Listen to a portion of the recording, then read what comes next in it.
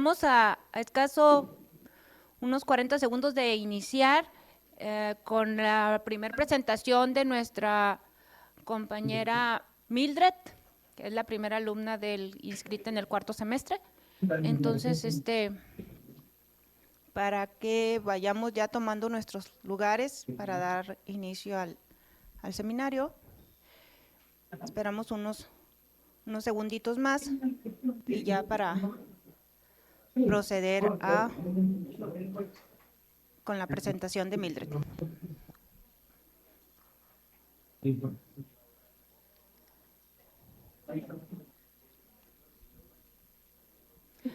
Bueno, sin más preámbulo, adelante Mildred, todo tuyo el escenario.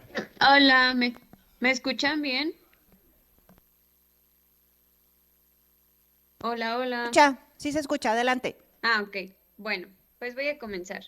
Yo soy Mildred Alpizar Quesada y les voy a exponer mi tema de tesis que se titula Determinación de la concentración de elementos traza en huevos de tortuga laúd, Thermochelis coriacea en la población del Pacífico mexicano.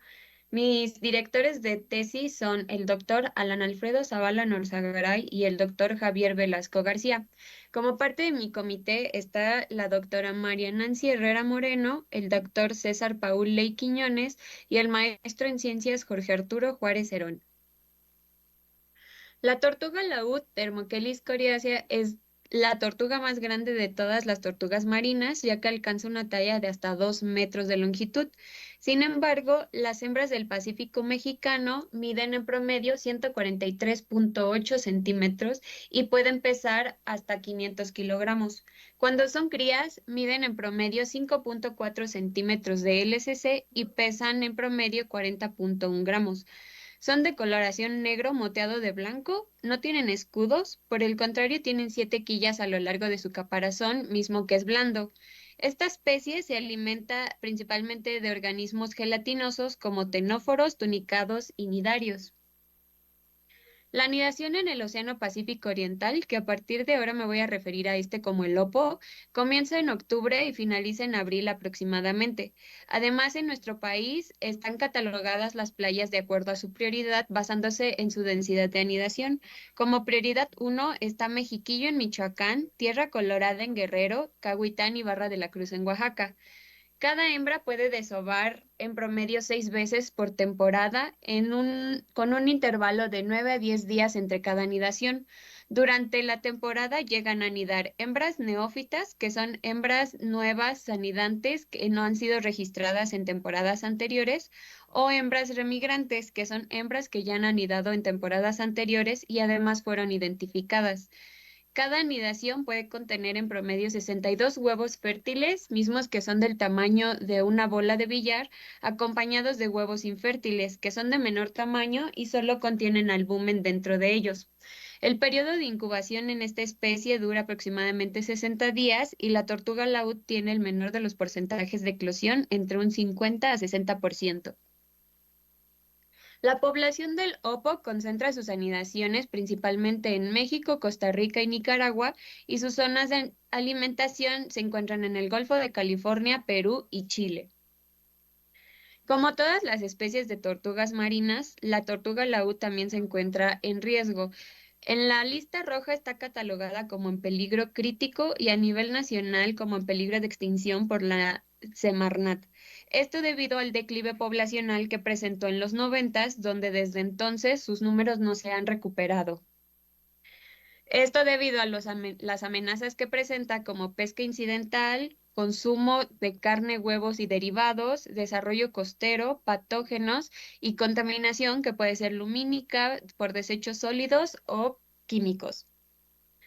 En este estudio nos vamos a enfocar en la contaminación química, misma que llega hacia el océano mediante las actividades industriales o minerales, los fertilizantes y pesticidas y los desechos tóxicos en agua dulce que desembocan en el océano. Estos pueden traer consigo contaminantes orgánicos persistentes y o elementos traza. Estos elementos pueden ser metales o no metales, además están presentes en una cantidad menor a 100 microgramos y están presentes en el tejido y el suero de los organismos. También son bioacumulables a través del tiempo y esta bioacumulación va a depender del tipo de dieta del organismo, además de la distribución, ya que hay zonas más impactadas que otras. En sí, los elementos traza se encuentran libres en el ambiente y se mueven a través de los ciclos biogeoquímicos, pero las actividades antropogénicas han alterado estos ciclos, poniendo más biodisponibles estos elementos para los organismos. Se clasifican en esenciales, los cuales son requeridos para realizar actividades metabólicas vitales en los organismos, pero que son tóxicos en altas concentraciones, y también en no esenciales, a los cuales no se les ha identificado un papel biológico y además son tóxicos. En este estudio vamos a trabajar 7 elementos, los cuales tienen importancia ecotoxicológica, ya que tienen efectos neurotóxicos, carcinógenos, provocan daños subcutáneos en riñón e hígado, además inhiben la respiración celular, dañan los mecanismos de regulación de los iones, pueden ser gonadotóxicos, particularmente el selenio provoca selenosis, el cual genera cambios histopatológicos en el tejido renal. También pueden provocar deterioro celular, crisis hemolítica, la cual lleva a una anemia y disfunción celular, además de que pueden ser mutagénicos.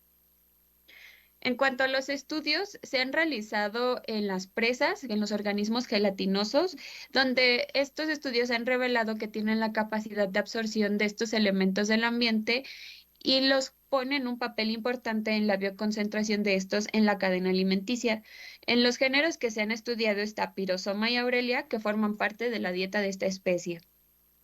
En cuanto a las zonas de forrajeo, en Perú se han reportado concentraciones elevadas de mercurio, hierro, cobre, cobalto y níquel en agua como una posible consecuencia de las emisiones de las estaciones de fundición.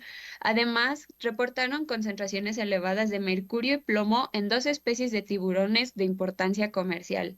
Por otra parte, en Chile, sabemos que la minería es una de las principales actividades económicas de este país y como consecuencia han observado una mayor concentración de hierro y cobre en las zonas aledañas a las zonas de minería.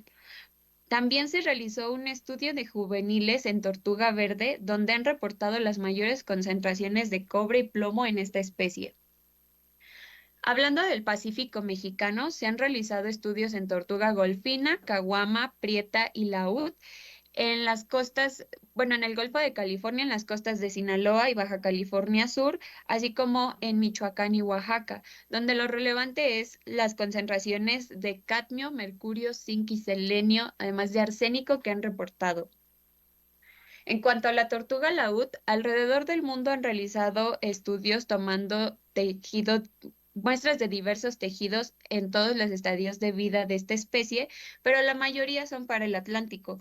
En el caso del lobo, solo existen 2 estudios. El primero es en Mexiquillo, Michoacán, en México, donde tomaron muestra de cascarón y reportaron las concentraciones que encontraron, pero su conclusión fue que se necesitan más estudios en tejidos de esta misma especie para complementar esta información. Por otra parte, en Playa Grande, Costa Rica, tomaron muestra de embrión muerto y cría muerta, donde en este caso no encontraron una relación entre las concentraciones de elementos traza y el éxito de eclosión. En los estudios que se han realizado tomando muestra de tortuga laúd, lo relevante son las concentraciones de plomo que reportan en México, las de cadmio en Costa Rica y arsénico, plomo y mercurio en Panamá, ya que estos son contaminantes de importancia ecotoxicológica. Aparte, podemos observar que el Atlántico es el que tiene mayor número de estudios tomando este tipo de muestra en esta especie. Entonces, se ha sugerido que el desove puede ser una vía de eliminación de contaminantes, lo cual lleva a la transferencia vertical de los mismos, es decir, que las concentraciones en la hembra serán similares a los de sus nidadas, y como consecuencia se ha observado que hay una influencia en el éxito de eclosión en otras especies de tortugas marinas, también la infertilidad en huevos, y han observado neumonía y mineralización renal en crías. Otros estudios de transferencia vertical en tortugas marinas ha sido en tortuga carey en Irán, donde observaron transferencia vertical de mercurio, cadmio y plomo y también en las costas de Oaxaca con tortuga golfina, donde observaron transferencia vertical de mercurio. En cuanto a la tortuga laúd, se realizó un estudio en la Guayana Francesa donde observaron transferencia vertical de cadmio y selenio. También compararon las nidadas de las mismas hembras a través de la temporada y observaron que las concentraciones en las nidadas no era diferente conforme la hembra anidaba. También observaron que el cobre aumentaba y el plomo disminuía en la sangre de la tortuga conforme la temporada avanzaba. Otro estudio similar, pero con contaminantes organoclorados, observaron que existía transferencia vertical, pero al comparar los nidos de las mismas hembras, observaron que la primer nidada tenía mayor concentración y conforme la hembra anidaba, las concentraciones disminuían. Además, pudieron analizar las muestras de hembras que habían forrajeado durante 2 años y durante 3 años y observaron que las hembras que habían forrajeado por menor tiempo tenían menor concentración que las que habían forrajeado por mayor tiempo. Tomar muestras de tejidos, huevos, crías y embriones como resultado de la mortalidad embrionaria es un método eficaz y menos invasivo según diversos estudios en diferentes especies de tortugas marinas. Pero algo relevante en este caso es que al comparar la concentración de elementos traza en cascarón es diferente si la comparamos con embrión o cría. Por otro lado, si comparamos el contenido del huevo, es decir, yema y albumen en conjunto, en comparación con embrión o cría, las concentraciones serán similares. Este estudio es necesario debido a que la población de lopo se encuentra en declive y para esto se propuso un plan de acción dentro de las cuales existen estrategias como protección de nidadas, reclutamiento de crías y la generación de información para la conservación de esta especie. Además, las tortugas marinas están consideradas como especies centinela por su capacidad de bioacumulación de contaminantes y que son capaces de determinar riesgos ambientales. Como mencioné anteriormente, solo existen 2 estudios en el lopo y hay un vacío de información de más de 20 años. No se puede proteger ni conservar lo que no se conoce, dijo Narel Paniagua Zambrana. Los resultados de este estudio también nos van a dar información importante de la salud del hábitat de estas especies y los elementos que vamos a analizar están considerados como contaminantes prioritarios. Por último, este estudio se está realizando en 3 de las playas prioritarias de anidación de nuestro país, lo cual nos va a dar una información más completa. Entonces planteamos la siguiente hipótesis. En la tortuga laúd, la concentración de elementos traza en huevos de hembras remigrantes será mayor que en hembras neófitas, y la concentración de elementos traza influirá en el éxito de eclosión, el desarrollo de los huevos y la talla de las crías. Como objetivo general se planteó determinar la concentración de elementos traza en huevos de tortuga laúd y su efecto en la biología reproductiva. Y como específicos, primero tenemos determinar las características biológicas de la tortuga anidadora, es decir, el largo curvo y ancho curvo del caparazón, así como si es neófita o remigrante. El segundo es determinar las características morfométricas de las crías por nidada, es decir, largo curvo y ancho curvo del caparazón, así como el peso. El tercero es determinar las características biológicas de la nidada, es decir, total de huevos, huevos sin desarrollo aparente, huevos infértiles, huevos eclosionando y sin eclosionar. El cuarto es cuantificar la concentración de elementos traza. En este caso será zinc, plomo, mercurio, arsénico, cobre, cadmio y selenio en los huevos de tortuga laúd. Y por último, vamos a evaluar la relación de las concentraciones de elementos traza y las características biológicas de las tortugas anidadoras, nidadas y las crías de tortuga laúd. Este estudio se está llevando a cabo en 3 áreas naturales protegidas con categoría de santuario. El primero es Playa Tierra Colorada en Guerrero, el cual se ubica entre los municipios de Barra de Tecuanapa y Punta Maldonado, que tiene una extensión de playa de 27 kilómetros y una superficie total de 263.72 hectáreas. Además de tener anidaciones de tortuga laúd, también tiene anidaciones de tortuga golfina y prieta y es un sitio Ramsar. El segundo es Playa Cahuitán en Oaxaca, en los municipios de Santiago Tapextla, Santo Domingo Armenta y Santiago Pinotepa Nacional. Tiene una extensión de playa de 35 kilómetros y una superficie total de 261 hectáreas. También tiene las anidaciones de estas tres mismas especies y de igual manera es sitio Ramsar. Por último, está Playa Barra de la Cruz, Playa Grande en Oaxaca, en el municipio de San Pedro Huamelula. Tiene una extensión total de playa de 8.7 kilómetros y una superficie de 56 hectáreas. También tiene anidación de estas tres especies y también es sitio Ramsar. Para el objetivo 1, durante la temporada 2023-2024 se realizaron monitoreos nocturnos. Fue un esfuerzo de muestreo de 6 meses en las tres playas en equipo, donde el pico de anidación para Tierra Colorada fue en enero y en diciembre para Cahuitán y Barra de la Cruz. Posteriormente, el pico de eclosión fue en marzo para Tierra Colorada y en febrero para Cahuitán y Barra de la Cruz. Durante los monitoreos nocturnos se buscaban las hembras desobando para identificar si era neófita o remigrante.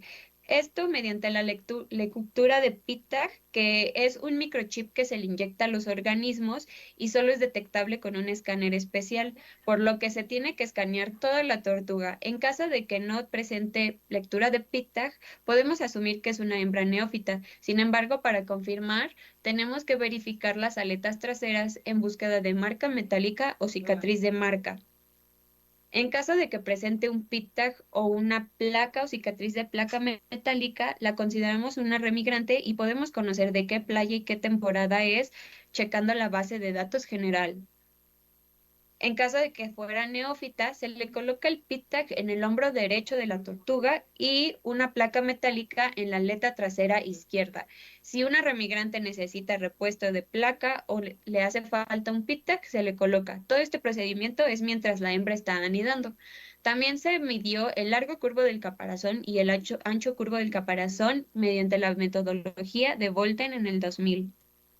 Pasando al objetivo 2, se tomaron estas mismas medidas en 15 crías por nido. También se tomó el peso basándonos en la metodología de Bolten en el 2000.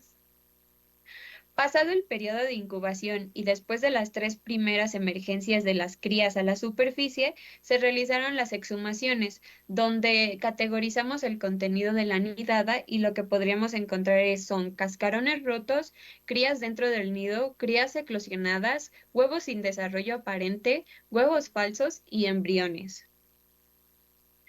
Posteriormente calculamos el porcentaje de eclosión, dividiendo el número de cascarones más el número de crías eclosionando entre el número de huevos incubados. En el caso de los huevos sin desarrollo aparente, dividimos el número de huevos sin desarrollo aparente entre el número de huevos incubados y para la mortalidad embrionaria, el número de embriones muertos, entre el número de huevos incubados. Pasando al objetivo 4, se realizó la colecta de muestras. Contábamos con una licencia de colecta científica que fue emitida por la Dirección General de Vida Silvestre de la Semarnat. Colectamos huevos sin desarrollo y embriones muertos en los primeros estadios de vida, como se muestra en la imagen.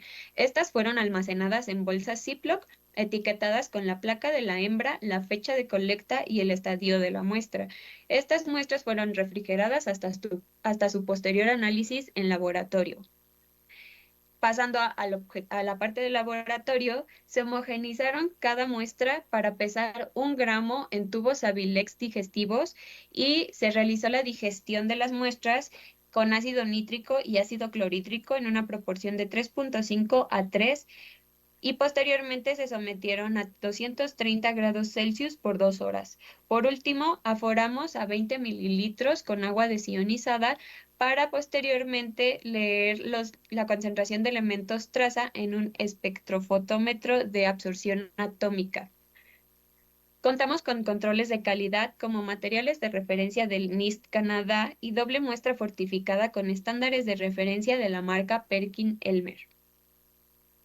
En cuanto al objetivo 5, se van a realizar los análisis estadísticos en el software Minitab. Primero se va a realizar una prueba Kolmogorov-Smirnov para saber la normalidad de los datos. Dependiendo del resultado, se va a realizar un Kruskal-Wallis o un NANDEVA para conocer las diferencias en las concentraciones de elementos traza en nidos de hembras neófitas y remigrantes. También se van a realizar regresiones lineales y dependiendo de la normalidad de los datos, se va a realizar una prueba Spearman o Pearson para determinar la correlación en las concentraciones de los elementos traza y el porcentaje de eclosión, huevos en desarrollo aparente y mortalidad embrionaria, también el largo curvo y ancho curvo del caparazón y peso de las crías y el largo curvo y ancho curvo del caparazón de las hembras. Como avances, se obtuvieron medidas morfométricas de 12 hembras remigrantes y 24 neófitas.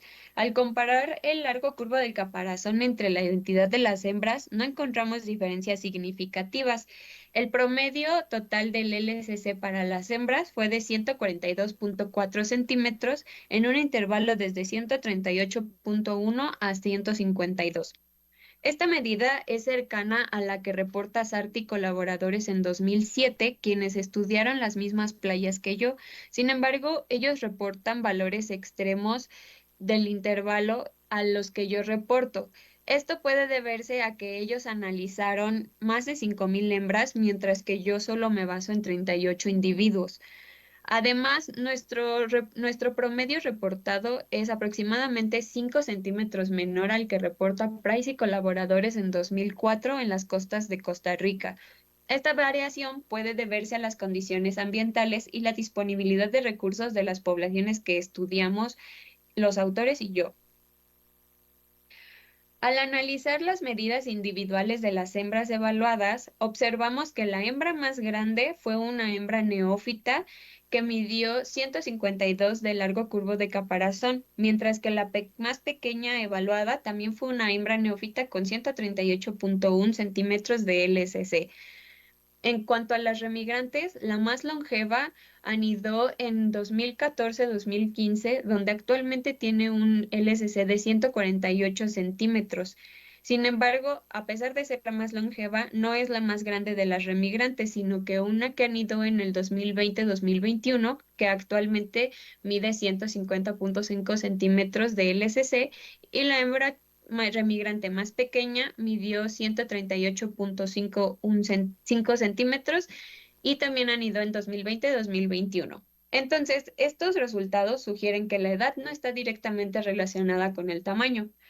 Además, diversos autores explican que la madurez sexual de la tortuga laúd se alcanza en un promedio de largo curvo de caparazón de 129.7 centímetros. Sin embargo, esto no significa que van a realizar su primer evento reproductivo instantáneamente, sino que pueden esperar unos años para reproducirse por primera vez. Esto debido a que les conviene tener un mayor tamaño y el tamaño va a depender de los recursos disponibles de donde se estén forrajeando.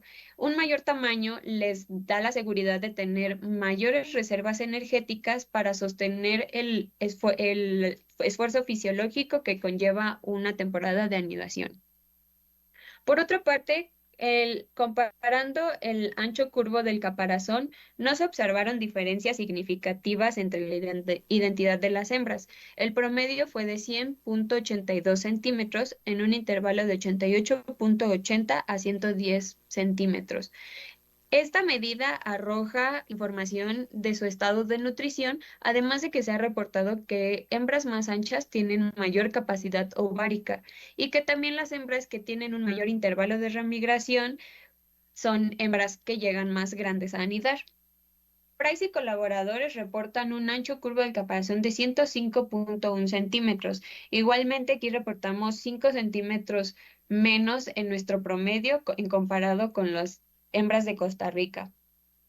Además, se ha reportado que algunas especies experimentan un decremento en la talla, por lo que se sugiere un estudio con datos históricos, primero para confirmar si la identidad de la hembra efectivamente no influye en la talla de las hembras anidantes y segundo, conocer si las hembras neófitas de los últimos años, comparadas con las hembras neófitas de hace unas décadas, han presentado un decremento en la talla y cuáles son las posibles causas y cómo esto estaría afectando a la población. Pasando al objetivo 2, se obtuvieron datos morfométricos de 134 crías de hembras remigrantes y 171 de hembras neófitas. De igual manera, comparamos las medidas morfométricas y para el largo curvo del caparazón no observamos diferencias significativas. El promedio fue de 5.93 en un intervalo de 5.71 a 6.26. En cuanto al ancho curvo, tampoco observamos diferencias significativas. El promedio fue de 4.91 centímetros en un intervalo desde 4.72 a 5.12 centímetros. Y por último, en el peso tampoco se observaron diferencias significativas. El promedio fue de 40.08 en un intervalo desde 35.38 a 44 gramos. Al menos el largo curvo del caparazón y el peso de las crías coincide o es cercano al promedio reportado en la literatura, por lo que no se ha visto un decremento en las tallas de las crías. Además, se ha sugerido que hembras más grandes producen crías más grandes y más hábiles. Sin embargo, esto no se observa en este estudio debido a la similitud de tallas que presentan tanto las hembras como las crías. Aparte, se le ha adjudicado una influencia de la talla de las crías a la temperatura de incubación, la humedad en el nido y también el tamaño de la yema. En cuanto al objetivo 3, se compararon los porcentajes del contenido de la nidada. En cuanto a los huevos sin desarrollo aparente, no se observaron diferencias significativas, siendo un 20.10% correspondiente a los huevos que no tuvieron desarrollo. En realidad, determinar la infertilidad en los huevos es algo complejo en campo, ya que no se puede determinar exactamente a simple vista, ya que nosotros nos basamos en la presencia de mancha blanca o nervación para saber si hubo fertilización o desarrollo. En realidad, los huevos sin desarrollo arrojan información subestimada de la fertilidad de las hembras, por lo cual se denomina fertilidad aparente. También se ha sugerido que el aumento de las temperaturas en los últimos años ha estado promoviendo la producción de hembras, lo cual a futuro va a alterar la proporción sexual en la población y a mayor disponibilidad de hembras y menor disponibilidad de machos, esto puede influir en una menor fertilización a futuro. En cuanto al éxito de eclosión, sí observamos diferencias significativas, siendo las neófitas con un mejor porcentaje de eclosión, con un 70.56% y remigrantes con 49.68%. Esto coincide con lo que reporta Carroll y colaboradores en 2022 en la tortuga caguama, donde las neófitas tuvieron 61% de éxito de eclosión, mientras que las remigrantes un 46%, pero difiere con la tortuga laúd con Rafferty y colaboradores en 2011, quienes por el contrario reportan que las remigrantes presentaron un mayor porcentaje de eclosión con un 52.40% y las neófitas con 44.22%. Estas diferencias entre el éxito de eclosión podría deberse a los cambios en la inversión materna que hace la hembra con la edad y la experiencia. Además, es importante recalcar que nuestro estudio se llevó a cabo en nidos ex situ, es decir, incubados en corral, mientras que los que menciono aquí de la literatura son nidos in situ, es decir, nidos en playas silvestres. En sí, el éxito de eclosión siempre va a ser mayor en nidos ex situ gracias al cuidado humano y hasta cierto punto al control de las variables en el nido. Aún así, con las diferencias, las hembras neófitas tuvieron un porcentaje de eclosión mayor al reportado por la literatura, mientras que las remigrantes, el porcentaje que se reportó no está muy alejado del promedio reportado en la literatura. Por último, la inmortalidad embrionaria tuvo un 8.40%, ya que no hubieron diferencias significativas en un intervalo desde 0 hasta 30.56%. El estadio de la muerte embrionaria no se ha observado ser influenciada por la identidad de las hembras según la literatura, además de que desconocemos el dato exacto de la mortalidad embrionaria debido a la condición de los huevos sin desarrollo aparente, como mencioné anteriormente. Es difícil determinar el desarrollo de los primeros estadios desde el 0 hasta el 8, por lo que probablemente el porcentaje de huevos sin desarrollo aparente y muerte embrionaria podrían estar alterados. Por otra parte, la mortalidad embrionaria se ha visto asociada a temperaturas extremas, bacterias u hongos en el nido, además de malformaciones en los embriones y las crías. En cuanto al objetivo 4, se analizaron muestras de 12 hembras remigrantes y 10 hembras neófitas. Ya se realizó la digestión de todas estas muestras y actualmente me encuentro en el CIEMAT realizando mi movilidad académica para realizar la lectura de la concentración de los elementos traza, así como mis análisis estadísticos y mi discusión de resultados. Por último, quiero agradecer a los coordinadores de la CONAM por sus enseñanzas en los campamentos, a Kutsari por el apoyo en la logística del muestreo, al staff en playa por ayudarme a colectar mis muestras, además de recibirme en sus campamentos, al Laboratorio de Vida Silvestre y Enfermedades Emergentes y a la Oceanic Society por el financiamiento en este proyecto mediante a los financiamientos que ofrece en el SWOT. Este es mi cronograma de actividades. Estoy en cuarto semestre. Actualmente me encuentro realizando mi estancia de investigación, terminando mi trabajo de laboratorio y continúo con la escritura de tesis. Gracias. Muchísimas gracias, Mildred. De nada. Bueno, le damos el uso de la voz a nuestro compañero José Luis. Luis Jesús. Bueno, Luis bueno. Jesús. Es que hoy ando un poco creativa. Adelante, Luis Jesús. Buenos días, mi nombre es Cervantes Berrelleza Luis Jesús y hoy les vengo a presentar mis avances de mi tema de tesis titulada Evaluación de la inclusión de ácidos orgánicos y extractos de plantas en el desempeño biológico productivo, metabolismo y su efecto contra el Vibrio Parahemolyticus E9 causante de AHPND en camarón blanco Penus banamei. Mis directores son el doctor Juan Pablo Pulmolina y el doctor Jesús Arturo Fierro Coronado. Y mi comité tutorial está conformado por la doctora Polinar Santamaría Miranda, la doctora Maribel Valdés Morales y el doctor Pedro Hernández Sandoval. Como introducción se tiene que la acuacultura se asemeja más a la ganadería y a la agricultura que cualquier otra práctica comercial, dado que comparten la similitud de producir alimentos en espacios reducidos. En la acuacultura ha ganado gran relevancia la producción de crustáceos. Dentro de los crustáceos se encuentra el camarón y la especie de camarón de mayor distribución, producción y comercialización mundial es el camarón blanco del Pacífico Penus banamei. A continuación presentamos un esquema de la participación porcentual de las entidades en México donde destaca Sinaloa en primer lugar aportando un 42% de la producción nacional de camarón. Y aquí tenemos esta gráfica de donde se obtiene el camarón reportado, destacando el cultivo de camarón aportando un alrededor de 198,000 toneladas. Y de la producción total en México en 2022 de alrededor de 256,000 toneladas, Sinaloa participó aportando 117,000 toneladas. No obstante, a través del tiempo, el crecimiento y la supervivencia de los camarones se han visto reducidos significativamente por patógenos. Algunos de los principales brotes de epizotia inducidos por virus han sido el virus de la necrosis hipodérmica, el virus del síndrome del Taura, el virus del síndrome de la mancha blanca y el virus de la cabeza amarilla.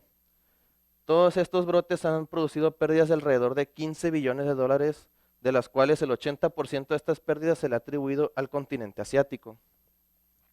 Además de esto, no solo hay enfermedades inducidas por virus, también hay enfermedades infecciosas causadas por bacterias. Una de las enfermedades más importantes en la actualidad es el AHPND o EMS, síndrome de mortalidad temprana, la cual se registró en China por primera vez en el año 2009 y desde su registro se han registrado pérdidas de alrededor de 10 billones de dólares alrededor del mundo. Esta enfermedad es causada por una bacteria llamada Vibrio Parahemolyticus, la cual es una bacteria halófila, presenta tinción gram negativa, es un patógeno oportunista, es anaerobia facultativo, se pueden encontrar en el sedimento, en partículas suspendidas en la columna de agua y en crustáceos infectados, además de ser la causable de la mortalidad temprana o HPND. Para que se lleve a cabo esta enfermedad en el camarón, una cepa de Vibrio Parahemolyticus tiene que colonizar el tracto digestivo del organismo. Posteriormente, una vez colonizado, lleva a cabo la liberación de toxinas. Estas toxinas dañan el hepatopáncreas para llevar a una posterior muerte del organismo. Se han implementado diversas estrategias biotecnológicas en el cultivo de camarón para minorar los brotes de estas enfermedades, como mejoras en los sistemas de cultivos, la implementación de probióticos y prebióticos, la implementación de extractos vegetales y ácidos orgánicos, todo esto acompañado de buenas prácticas de manejo y de cultivo de camarón. Dentro de la parte de los ácidos orgánicos, aquí tenemos esta fórmula general de lo que es un ácido orgánico y tiene este grupo carboxilo, que es lo que le da su característica ácida, y un grupo R que consta de una cadena de carbonos. Uno de los efectos benéficos que tienen sobre el camarón la implementación de estos ácidos son el incremento de la tractabilidad en el alimento, mejoramiento de la actividad enzimática, como lo son las proteasas, crecimientos más rápidos y menores tasas de conversión alimenticia, y la reducción de microorganismos patógenos. Algunos de los ácidos orgánicos más usados en la acuacultura son el ácido cítrico, el ácido láctico y el ácido propiónico. Los ácidos orgánicos afectan a bacterias gram negativas al penetrar la pared celular y acidificar el pH, agotando su energía y causando su muerte celular. Estas moléculas de ácidos orgánicos entran a través de los canales de proteína de la membrana de la bacteria. Estos canales se llaman porina y se alojan en el espacio periplasmático de la bacteria.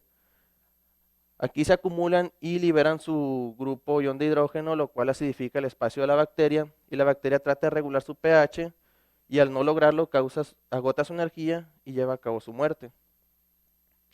Por la parte de los extractos de plantas, algunos de los extractos utilizados son el extracto de ajo y el extracto de orégano.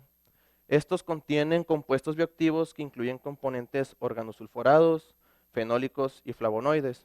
Además, poseen propiedades antioxidantes y con un potencial efecto control frente a bacterias gram positivas y gram negativas. Dentro de los antecedentes, para el desempeño biológico productivo, González en 2014 determinó el efecto de la adición de ácidos orgánicos y probióticos en la dieta del camarón blanco para mejorar su crecimiento, encontrando una diferencia significativa en mayor peso final ganado de los tratamientos de ácidos orgánicos con probióticos en comparación de un tratamiento control. Da Silva y colaboradores en 2016 determinaron que la adición de propionato y butirato de sodio, que son sales de ácidos orgánicos, en diferentes concentraciones mejora el crecimiento del camarón, aumentando su peso final y la eficiencia de la dieta, encontrando que efectivamente sí hubo un aumento en el peso final de los organismos.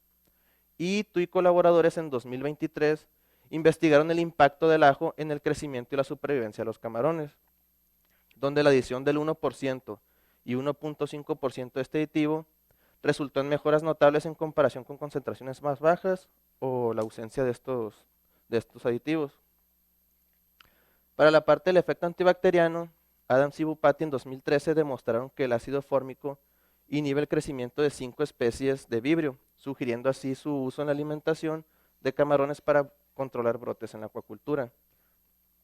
He y colaboradores en 2017 evaluaron los efectos de Avi Plus, el cual es un producto comercial que consta de una mezcla de ácidos orgánicos y aceites esenciales en el crecimiento y la resistencia a enfermedades del camarón frente a Vibrio parahemolyticus, encontrando que los aditivos sí presentaban inhibición de la bacteria. Y por último, Chanti y colaboradores en 2021 investigaron la resistencia a antibióticos en Vibrio SPP de camarones, donde utilizaron extractos de neem y orégano para evaluar su capacidad inhibitoria contra cepas resistentes, encontrando que el extracto de orégano presentó mayor inhibición en comparación del extracto de neem.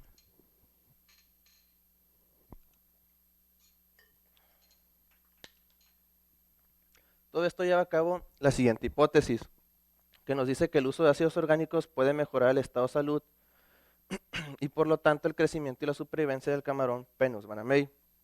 La utilización de ácidos orgánicos y extractos de plantas medicinales puede disminuir la dependencia de antibióticos en los cultivos, lo cual es crucial para prevenir la resistencia antimicrobiana y proteger los ecosistemas acuáticos.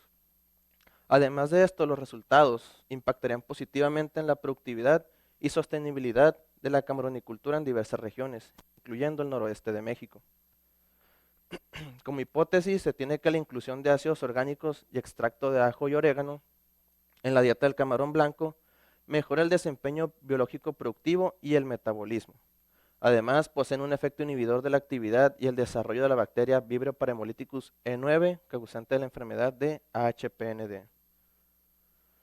Como objetivo general, se tiene evaluar la inclusión de ácidos orgánicos y extracto de ajo y orégano en el desempeño biológico productivo, metabolismo y el efecto antibacteriano en BPH-PND9 causante de la mortalidad temprana en camarón blanco. Como objetivos específicos, en el objetivo número 1, evaluar el efecto antibacteriano de los ácidos orgánicos y los extractos vegetales en el camarón. Una disculpa, se me secó la garganta. Ahí para que se despierten. Bueno, prosigo. Es evaluar el efecto antibacteriano de los ácidos orgánicos y los extractos vegetales en el camarón ante parapolíticos a través de pruebas de inhibición in vitro. Como objetivo número 2, determinar el efecto de la adición de ácidos orgánicos y los extractos vegetales en el desempeño del camarón mediante indicadores técnico-productivo en un sistema semi-intensivo. Y como objetivo específico número 3, determinar el efecto de la adición de ácidos orgánicos y los extractos vegetales en el metabolismo del camarón mediante el análisis de indicadores bioquímicos. Dentro de los materiales y métodos para el objetivo número 1, que son las pruebas de inhibición in vitro de los ácidos orgánicos y los extractos vegetales, la cepa de prueba fue la BPH-PND9, la cual fue proporcionada por el Laboratorio de Bioquímica y Biología Molecular. Se realizaron 2 pruebas de inhibición in vitro. Una prueba de difusión en pocillo de agar, en la cual se probaron los ácidos orgánicos y los extractos de plantas en pozos en cajas Petri, con una cantidad de bacteria conocida, se incubaron a 32 grados Celsius por 24 horas y posteriormente se midió el halo de inhibición con un vernier. Para la prueba de inhibición en microplaca, se prepararon inóculos de 3 por 10 a la 5 y 3 por 10 a la 4 de unidades formadas de colonia por mililitro, ajustados a una longitud de onda de 580 nanómetros. Y se probó la actividad antibacteriana de los aditivos a diferentes concentraciones. Para el objetivo número 2, se obtuvieron animales los cuales fueron proporcionados por el laboratorio de Biomarina, se trasladaron al patio de cultivo de Sidir, Sinaloa, y fueron recibidos en una tina de 2000 litros con aireación constante y fueron alimentados con camaronina con 45% de proteína. Posteriormente se les hizo una detección de patógenos por PCR para ver si tenían el virus de la mancha blanca y ver si era viable trabajar con ellos. Para la preparación de las dietas se realizaron tratamientos por triplicado. Fueron 4 dietas, la número 1 es de control que consta de puro alimento comercial, la número 2 es alimento comercial y ácidos orgánicos sin extractos vegetales a razón de 30 mililitros por kilogramo. La dieta número 3 es alimento comercial y ácidos orgánicos con extracto de ajo a razón de 30 mililitros por kilogramo. Y la dieta número 4 es alimento comercial y ácidos orgánicos con extracto de orégano a razón de 30 mililitros por kilogramo.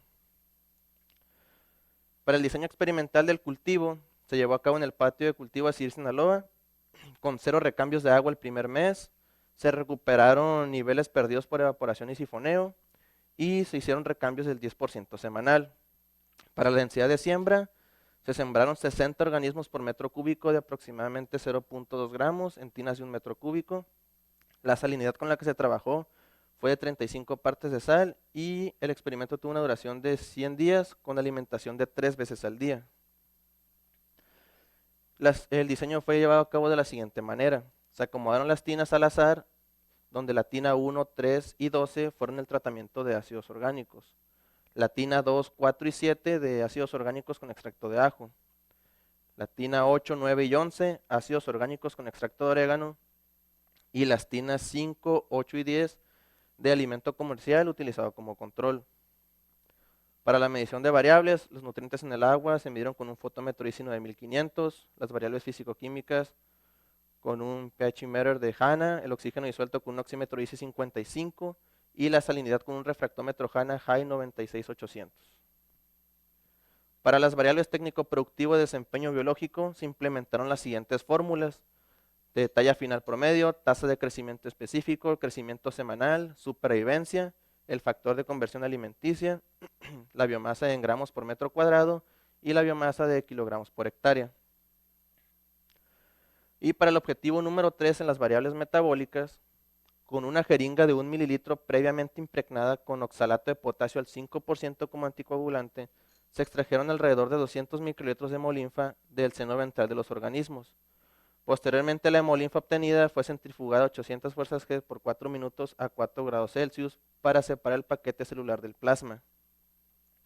Posteriormente se determinó la hemocionina haciendo una dilución de razón de 1 a 20 del plasma con solución salina isotónica al 3.5% y se le dio una longitud de onda de 335 nanómetros en el espectrofotómetro Multiscan Go. Para la determinación de proteína total soluble se elaboró una curva estándar de albúmina sérica bovina y el plasma se diluyó a razón de 1 a 200. Se colocaron 10 microlitros de esta dilución en la microplaca, se agregaron 200 microlitros de reactivo de Bradford y se le dio una longitud de onda de 595 nanómetros. Para la medición de la glucosa se utilizó un kit comercial GovPack de Randox. Para triglicéridos, un kit comercial GPOP de Randox, colesterol con ChockPap de Point Scientific y el lactato con un kit comercial de LacPack de Randox. La metodología es similar para estos cuatro análisis, donde se tomaron 20 microlitros de plasma, se colocaron en la microplaca, se tomaron 200 microlitros de la solución reactiva y posteriormente se le dieron a una longitud de onda de 490 nanómetros, excepto para el lactato, que necesita una longitud de onda de 540. Para los análisis estadísticos, los resultados de los análisis de desempeño biológico y bioquímico se expresaron con la medida de desviación estándar. En cada tratamiento se analizaron mediante una prueba de Andeva de una vía y en caso de haberse encontrado diferencias se realizó una prueba posterior de Tukey utilizando el software estadística versión 7.0. Y las diferencias en medias con una P menor o igual a 0.05 fueron consideradas estadísticamente significativas. Dentro de los resultados para el objetivo número 1 de la técnica de difusión en pocillo de agar, se presentan las siguientes imágenes donde tenemos las cajas Petri en medio TCBS y sus respectivos pocillos. Aquí arriba tenemos como signo negativo nuestro control negativo de inhibición. Se utilizó solución salina al 3.5% de sal. Y tenemos nuestro control positivo de inhibición, donde se utilizó oxitetraciclina, un antibiótico que se utilizaba contra bioparahemolíticos en la acuacultura, y lo presentamos a diferentes concentraciones. Los números van del 1 al 5 y cada número representa una concentración, siendo la número 1 al 100%, la número 2 al 50%, la número 3 25%, la 4 12.5% y el 5 6.25%. En nuestro tratamiento de ácidos orgánicos sin extracto vegetal, el mayor halo de inhibición se presentó a la concentración del 100% y se registró un halo de 7.07 milímetros. Y el halo más pequeño registrado fue de 0, aunque hubo una réplica que registró un halo de 0.63 milímetros. Para nuestro tratamiento de ácidos orgánicos con extracto de ajo, el halo que tuvo la mayor medición fue la concentración de 100%, registrando un halo de 11.17, siendo un halo mayor incluso a nuestro tratamiento positivo. Y el halo más pequeño se registró a la concentración más baja de 6.25%, obteniendo un halo de 3.95 milímetros. Y para nuestro aditivo de ácidos orgánicos con extracto de ajo, el mayor halo de inhibición fue de 12.52 a la concentración de 100%, siendo claramente mayor que el halo de inhibición que presentó la oxitetraciclina. Y a la concentración más baja se registró el halo de 6.67 milímetros, cercano al presentado por la oxitetraciclina, su concentración más baja. A continuación tenemos un promedio de los halos de inhibición en milímetros, donde presentamos que el que presentó el mayor halo de inhibición fue nuestro tratamiento de ácidos orgánicos con ajo, superando incluso el halo que presentó la oxitetraciclina. Y el más pequeño fue el de ácidos orgánicos sin extracto vegetal. Todo esto concuerda con lo reportado por Ramadán y colaboradores en 2023, donde realizaron una prueba de inhibición en pozo y registraron un halo de inhibición con extracto de ajo de 11.9 milímetros. Por su parte, Nobread y colaboradores en 2023 realizaron la misma prueba utilizando solo extracto de orégano, registrando un halo de inhibición de 13.2 milímetros. Y Solano Soriano en 2024 haciendo la misma prueba utilizando solo ácidos orgánicos, donde implementaron el ácido cítrico, registraron halos de inhibición de 5 y 6.20 milímetros. Cabe aclarar que todas estas pruebas fueron con cepas de Vibrio parahemolíticos. Y aquí tenemos diferentes gráficos donde se le hicieron estadísticos a los tratamientos en sus diferentes concentraciones. Al 100% los tratamientos presentan diferencia significativa en comparación del tratamiento control, pero el tratamiento de ácidos orgánicos sin extracto vegetal es significativamente menor a los demás tratamientos e incluso al control. Y se repite esta tendencia de este ácido orgánico sin extracto vegetal en todas las gráficas. Y en la concentración del 25%, el tratamiento de ácidos orgánicos con extracto de ajo es diferente a los demás aditivos, pero no presenta diferencia con el control. Y se repiten las tendencias en las siguientes gráficas.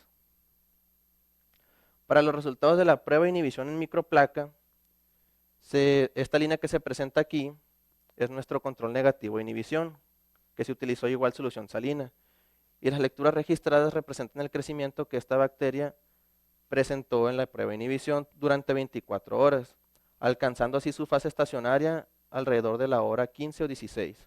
Se utilizaron los aditivos a diferentes concentraciones de 50, 3% y 1.5%, presentando desde la hora 1 inhibición en la bacteria, lo cual le da una cualidad bactericida. En esta prueba se utilizó la cantidad de 30.000 unidades formadas de colonia de Vibrio Parahemolyticus y se realizó otra prueba donde se implementaron 300.000 unidades formadas de colonia, presentando así que los aditivos aún tienen esa característica bactericida contra la bacteria a estas concentraciones. Para el objetivo número 2, que fue el bioensayo, aquí tenemos los parámetros físico-químicos del bioensayo con Penus Banamey, donde registramos el pH, la temperatura y el oxígeno disuelto. Nuestros promedios estuvieron dentro de los rangos óptimos según lo reportado por la FAO, que dice que un rango óptimo para llevar a cabo un buen cultivo de camarón, un intervalo de pH va de 6 a 9, y nuestro pH nunca pasó de 9 en ninguno de los tratamientos. Los intervalos de oxígeno disuelto van de 4 a 9, estuvieron un poco abajo de 4, pero no presentaron ningún problema. Y los intervalos de temperatura van de los 24 a los 30 grados Celsius. Y nuestra temperatura en nuestros tratamientos estuvieron cerca de los 30 grados Celsius. Sin embargo, nunca superaron esta temperatura. Y aquí tenemos una gráfica del comportamiento de los parámetros a través de los meses en los que se llevó a cabo el bioensayo, que fueron los meses de junio, julio, agosto y septiembre. Y el promedio total del bioensayo de temperatura fue de 29.4 grados Celsius. Concordando así con lo reportado por Paredes y Rodríguez en 2020, que realizaron un bioensayo y registraron una temperatura promedio de 29.6 grados Celsius. Se obtuvo un promedio de pH de 8.1, cercano a lo que reportó Paredes y Rodríguez, de un pH de 7.9, y se registró un promedio de oxígeno de alrededor de 3.55 a 4.4 miligramos por litro, concordando con lo reportado por Paredes y Rodríguez, que registraron un promedio de oxígeno de 3.3 a 4.8 miligramos por litro. Aquí tenemos una gráfica del crecimiento semanal de los organismos, donde a partir de la semana 10 los organismos que fueron alimentados con los aditivos se despegaron del tratamiento control, y aquí tenemos imágenes representativas de cómo los organismos fueron creciendo a través de las semanas.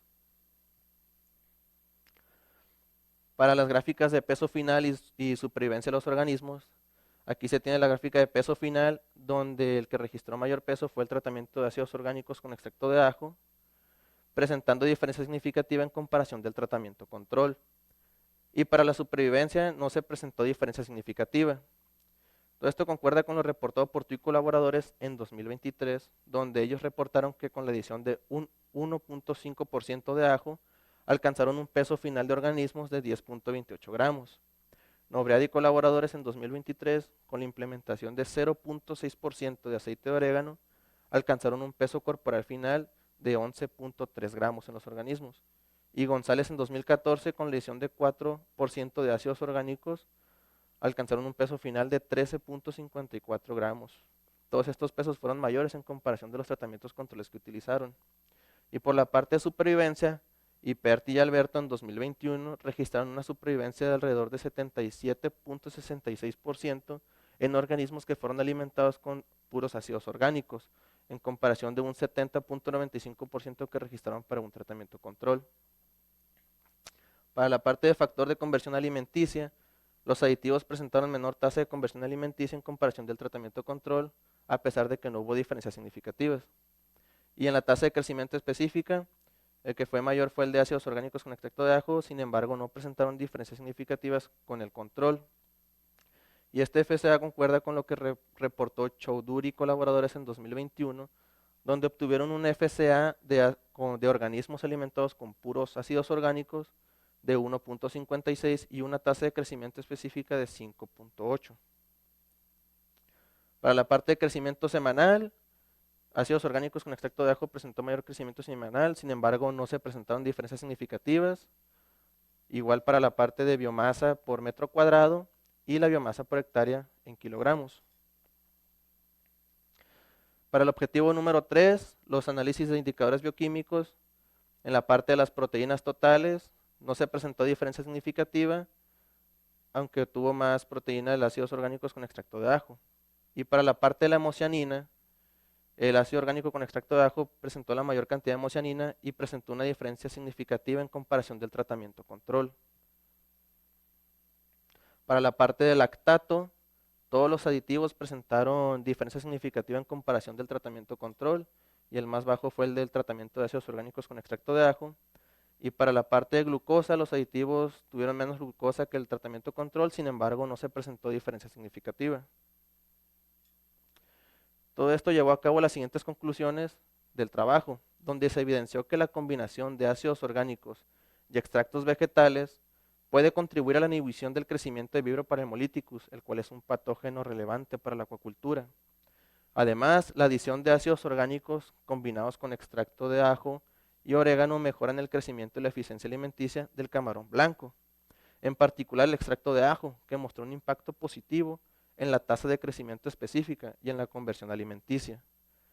Además, se observó un aumento en la concentración de proteína total soluble y hemocianina en los camarones alimentados con dietas suplementadas con ácidos orgánicos y los extractos naturales. Y por último, el uso de ácidos orgánicos y extractos vegetales como aditivos en la dieta del camarón representa una potencial alternativa natural y sostenible para mejorar su rendimiento y su salud. Este es mi cronograma de actividades. Actualmente estoy cursando el 4º semestre. Este es mi 4º seminario. Espero realizar mi examen de grado en el mes de julio y por mi parte ha sido todo. No sé si tengan alguna pregunta. Muchas gracias.